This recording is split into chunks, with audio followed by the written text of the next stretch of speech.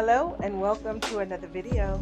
My name is Stacy. I am the creator of the King's Crochet. And as you can see from the table behind me, we have a lot to go over today. I've been pretty busy these last few weeks. I've been working on a baby blanket, continuing to read. I've been on this journey to read more and to crochet a granny square for every book cover that I've read. So I'm turning those into a book bag. So you'll see what I currently have, the mindset of what I'm going to do, and the change that I decided to make. I've been doing scrap hats. So I have a lot of scrap yarn laying around. So I decided to start doing scrap hats. I do scrap hats every year, but this year I set a goal for myself for a particular number of hats to do by a particular time frame. So I don't know if I'll hit my goal, but you'll see the scrap hats, and we'll talk a little bit more about patterns and things like that. What else do we have on the table? Oh, we have a baby cakes from Yarnspiration. I was just in Michael's and that jumped out at me. So I picked it up and I'm going to do a baby blanket with that. I bought 2 of them. So I'll do that's the plan, to do a baby blanket. We'll see if it's enough yarn to do it or if it's too much. We'll figure it out as we go along, but I'll show you how I start that baby blanket. It's going to be in the same pattern as the blanket that's on the table, baby blanket that's on the table that I've already started. So you'll get to see how that's gets started. I mentioned that I went to the Afro-American Historical and Genealogical Society's 46th annual conference, and how encouraging that was to be amongst people who are doing the same work that I'm doing and run into the same challenges that I'm running into, who are just as passionate about the work that they're doing as I am about mine. Another one of the underlying themes was just to continue to tell our stories, that in the environment that we're in right now, where our stories are threatened to be erased or removed or altered, that we just need to continue to tell our story. And that's not what I'm doing, my family history, and I'm going to put together a book for the family of one of my mother's lines. Holidays are coming up, and excited and looking forward to, first of all, having some time off. Thinking about what I want to do as far as crochet is concerned. For the last couple of years, I've made little miniature amigurumi pumpkins. Hold on, I'm going to get one and show you. Hold on. Okay, so like this. And I've made some smaller, I've made some larger, different colors. And I put them in, the smaller ones, I put in little snack size Ziploc bags, and then just drop them off randomly, and put a little quote in there, something to lift somebody's day. So a random act of crochet kindness. Got the idea from the Facebook group. And so I probably will do the same thing this year. And then Christmas, I'm not really sure yet if there's anything that I'm going to do for Christmas. I probably will do something for like coworkers, to give gifts to coworkers, but we'll see. I say that every year and then I don't do it. But anyway, I still have time to figure that out. So with all of that being said, let's go ahead on over to the table and talk about the things that we have there, and get into the specifics.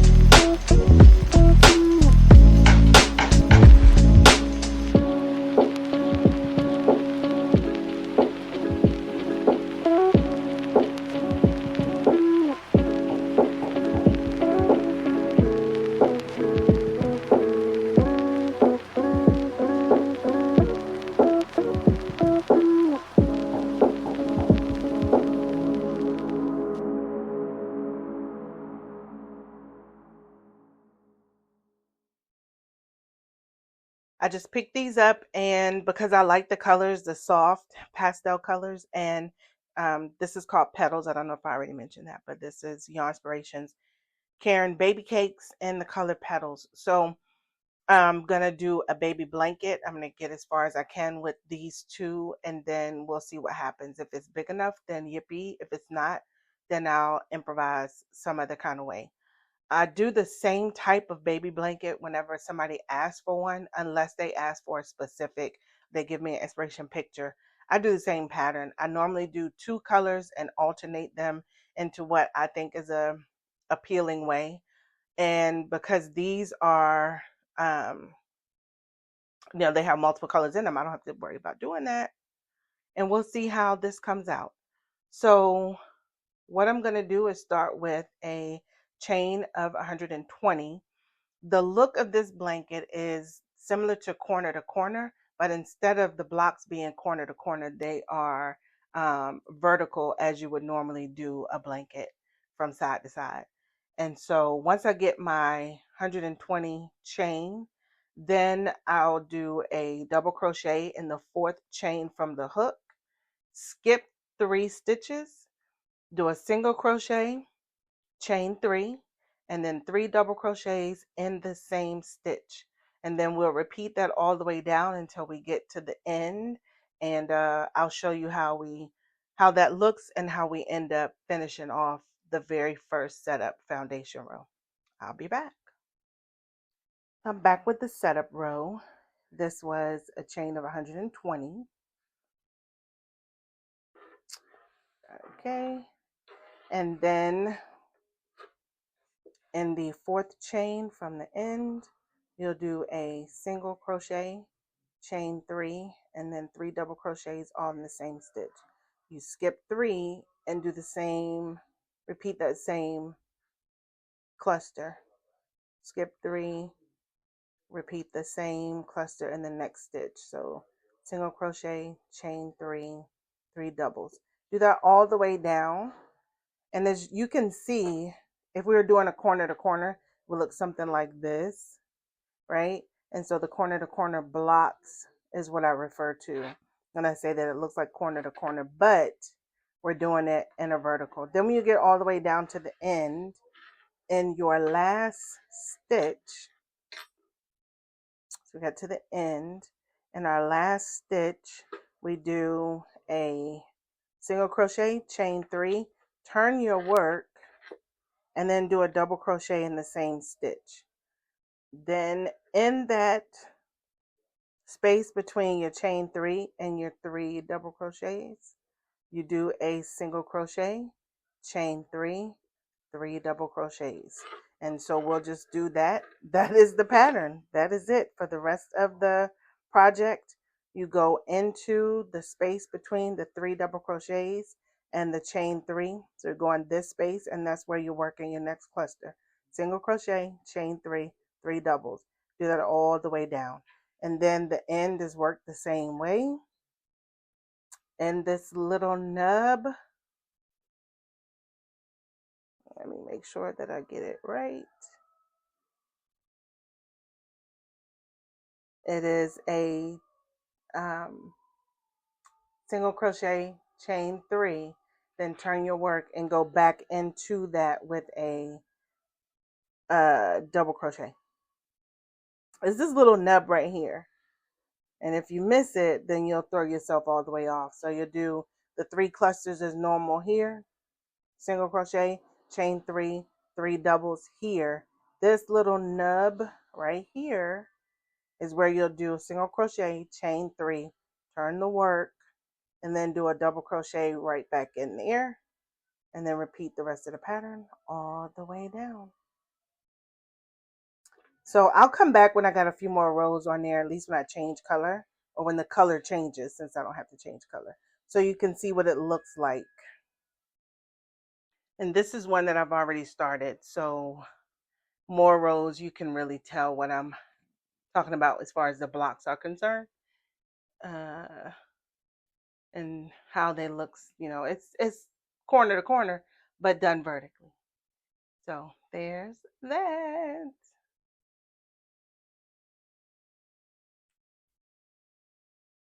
So here's the hat stack, and these will be going to a local charity, a nonprofit, a homeless shelter, something of that nature.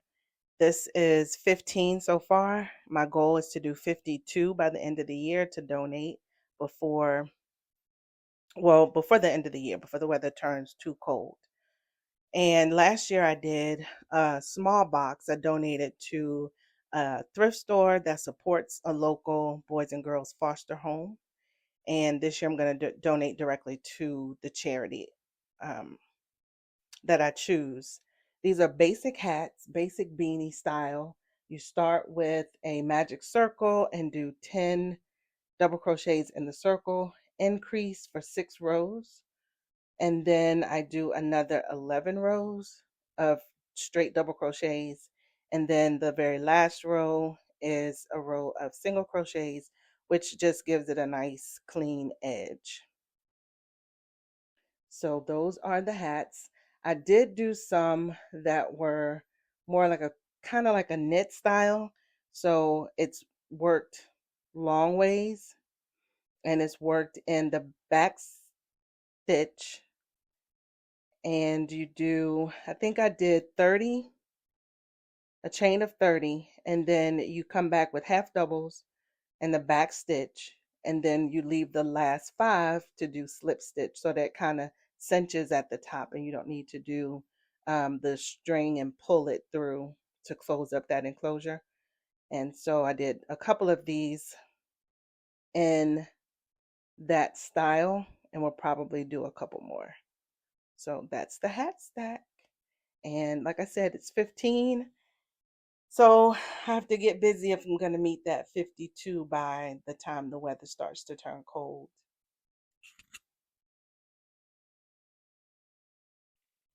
So let me share a quick tip on how I keep track of my stitch count when I'm increasing in the round. I'm not going to use pen and paper. I don't use a stitch marker or anything like that, because it's just a waste of time and it's in the way. So I start obviously with my center, and I'm doing 10 double crochets in a magic circle. So each row I'm having an increase, right? So round 2, I'm doing 2 double crochets in each stitch. So 2, 2, 2, 2. Round 3, I am going to count by 3, which will then tell me where I need to increase. So 1, 2, 3 go into the same stitch. Counting in sets, depending on the round number that I'm in. So if I'm on round 4, then I'm going to count in sets of 4, and my last 2 stitches go together in the same stitch. So that would be 1, 2, 3, 4. And then round 5, it's 1, 2, 3, 4, 5. Round 6, 1, 2, 3, 4, 5, and 6. So I'm counting in these sets every time I increase into the next row. So 1 double crochet, 2 double crochets in each stitch, sets of 3, 1, oops, 1, 2, 3, 1, 2, 3, 1, 2, 3. Then round 4, sets of 4. 1, 2, 3, 4. 1, 2, 3, 4, so on. And then also the way you can keep track. Say you set your work down and walk away. You're not sure where you stopped. Every time you increase, you're going to be putting the 2 stitches that go together into the second double crochet or second stitch of the increase from the row below. So this was the increase. There's 2 and 1. So in the next round, I'm doing 2 into the second stitch of that increase. And then in the next row, I'm doing 2, these 2, into the second stitch of the increase from the round below. So hopefully that makes sense. It works for me, so I don't have to keep pen and paper. I don't use stitch markers. I don't worry about my count, because as long as I'm increasing in that second double crochet of the increase from the row below, then I know that I'm on the right track. And I'll just count my stitches at the end. I don't count stitches, to be honest. So scratch that part. I just know that I'm doing it right because my increase is landing in the second double crochet from the increase of the row below. Hopefully that makes sense, and try it out and see if that helps you. Okay, so here's the progress on the book bag that I'm making. I started with this idea that I got off of Pinterest at the beginning of the year. And it is a granny square to represent the book cover of every book that I've read so far. Initially, I was going to do 9, but then when I looked at how the grid looked with just 9, obviously I'm going to do another border around, another round of each square to give it a border that makes it consistent, uniform. And when I looked at the 9, I didn't really like the size of it. So I decided that I would do a 12 square grid to give me a bigger book bag. And I'm almost there. So I'm right now reading this book called Winch by Dolene Perkins Valdez. And this takes place in Free State, Ohio, right before the Civil War. And it just goes through the journey of 4 enslaved mistresses and the summers that they spend at a resort with their masters as as mistress, but also property. So it's so far it's a hard read, but it's a good story, and it's a stories that we should never forget. So there's the progress on the book bag, and I hope to have my last Winch will be done before the end of October, and I hope to have the last one done in November so that I can finish the year strong with my projects. But there it is. It's a great idea if you want to, if you're an avid reader or just want to get into. This is a good way to motivate you because you'll have a granny square that represents. And if you're competitive with yourself or motivated by that type of thing, then this is a good idea because then you collect the squares and at the end of it all you'll see how many you've read. I also have been doing annotation, and so if you can see my tabs on the side, I just started doing that 2 books ago, this book and the last book that I read. I'm not doing any of the notes in the margins or circling or highlighting anything. I'm just simply tracking different things that once I read the what the book was about, and I'm not gonna lie, I did a little AI to get some ideas on what to annotate for this book, and so that's all I'm doing. Is I have where is my key? So I have my key, and I just have the stickies for these different themes. Wench, when the meaning is changes or when the meaning kind of is alluded to, the sisterhood, any foreshadowing, complexity of the relationships, because there are times where there's the relationships are described as relationship, but they are constantly reminded that they are still property. The horrors of slavery, those contradictions, things that are just plain heartbreaking, and then the different characters' impact, strength, grief, and compliance, because each one of these characters has their own journey. So that's it.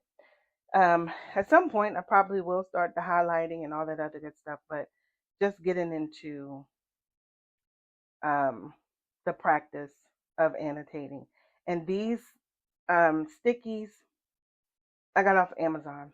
So I think it's a set of 8 different color schemes. So you can check them out on Amazon.